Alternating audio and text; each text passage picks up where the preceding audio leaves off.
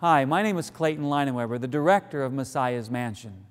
In the year of 1994, I was working with a pastor in California. His passion was the sanctuary, and he had furniture that was built the size of the sanctuary, like you see here in this set that I have. He spoke on the sanctuary, and I was interested in it, and he was invited to go to a camporee for the Pathfinders. Pathfinders is a hiking camping club, much like you would find with the Boy Scouts and Girl Scouts. The hiking camping club of the Pathfinders were on this camporee out in the desert. The pastor brought his furniture, and I came along with him, and the directors of the clubs were dressed up in the common priest garment, and the pastor was dressed up in the high priest garment. The pastor started sharing the message of the sanctuary. As I moved in to the courtyard, I had a lamb, and I was acting out as the pastor was describing what took place in that earthly sanctuary. I was acting it out along with the common priest, the directors. When this was being done, I noticed that the young people, they were focused, and they had their mind and their attention directly to the sanctuary as the pastor was sharing the message. This really intrigued me because young people interested in listening, all 3,000 of them listening while this was going on. And the pastor made an appeal.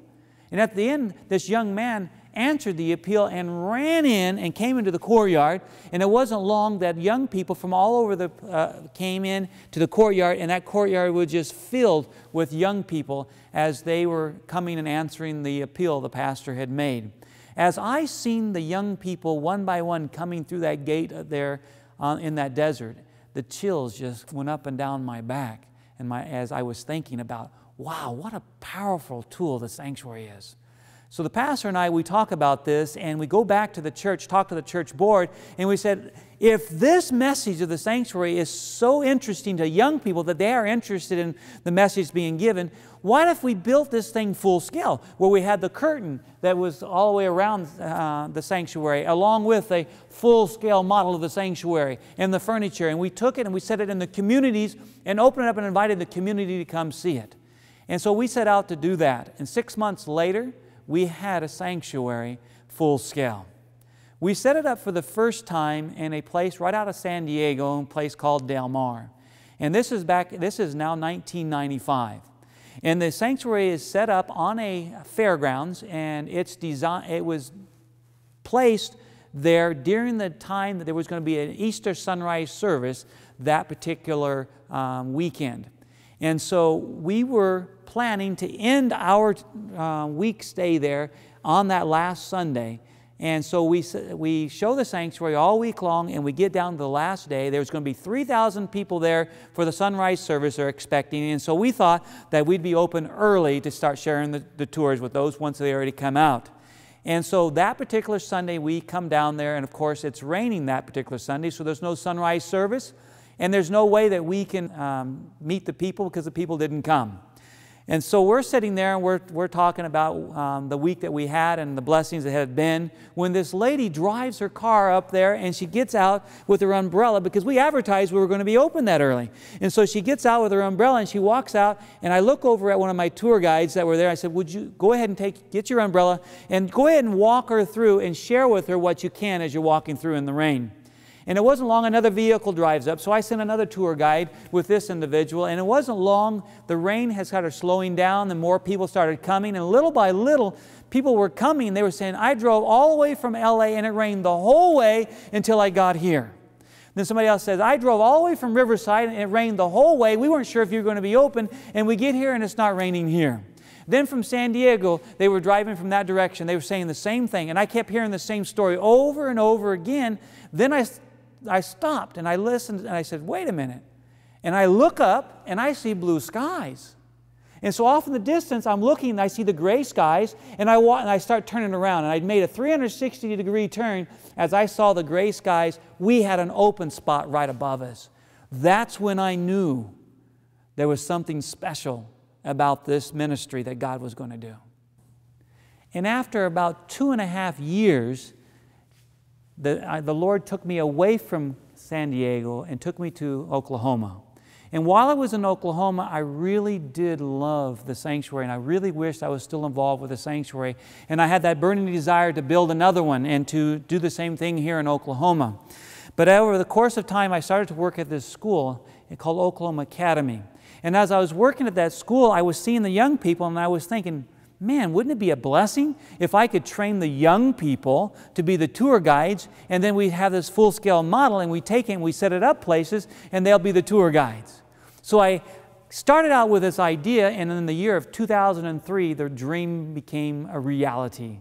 God blessed me with a full-scale model of the sanctuary.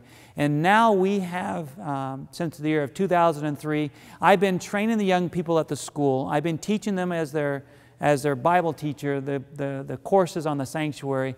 And little by little, they are learning the tour. And when we're invited to go places, I'm able to take the young people, and they're the tour guides. And during the summertime, some of the young people will go with me all summer long to be a part of the sanctuary tour as well. We've also have different people as we have traveled around that have loved the sanctuary, and they may be retired or they may just be friends of some people that we know. They get excited about the ministry, and they too will travel from time to time with the ministry and deal as we travel with the sanctuary. The sanctuary has now been over 80 places. It's been to Jamaica, it's been to Hawaii, it's been to Canada, and God is really, really blessed. And I know why God is blessed. Because it says in Psalm 77:13, it says, "Thy way, O God, is in the sanctuary." See, God's way is in the sanctuary. And that's in the New Testament. Jesus is now getting ready to leave, to go back to heaven after His crucifixion. And He's talking to His disciples. This is found now in John chapter 14 and verse 6. Jesus is talking about how He's going to go to the Father, and He's telling them that they know the way. And Thomas says, "We don't know where you're going. How do we know the way?" And Jesus says, "I am the way, the truth, and the life. Nobody goes to the Father but by me." Then I realized that's a New Testament text of the same thing that Psalm 77:13 says. When it says, "Thy way, O God, is in the sanctuary," Jesus is saying the same thing. He says, "I am the way." And there's only one way into the sanctuary, that's the gate. I am the truth. You see, in the holy place, the next door that you would go through, I call that the door of truth, because on the other side of that, you come in between these two pieces of furniture here, and it says, "Thy word," talking about the bread, "is a lamp unto my feet and the light unto my path." We find that the Word of God is a symbol the bread is a symbol of the Word of God. This is where we find the truth. And He says also, "I am the way, the truth, and the life." And that's where the veil comes in. Because on the other side of the veil is where you find the most holy place where God's at. That's life. I am the way, the truth, and the life. Nobody's coming to the Father but by Jesus. Jesus is the way into the most holy place. You'll also find in the book of Matthew chapter 7, verses 13 and 14, it says, "Straight and narrow is the gate that leads to life." God bless.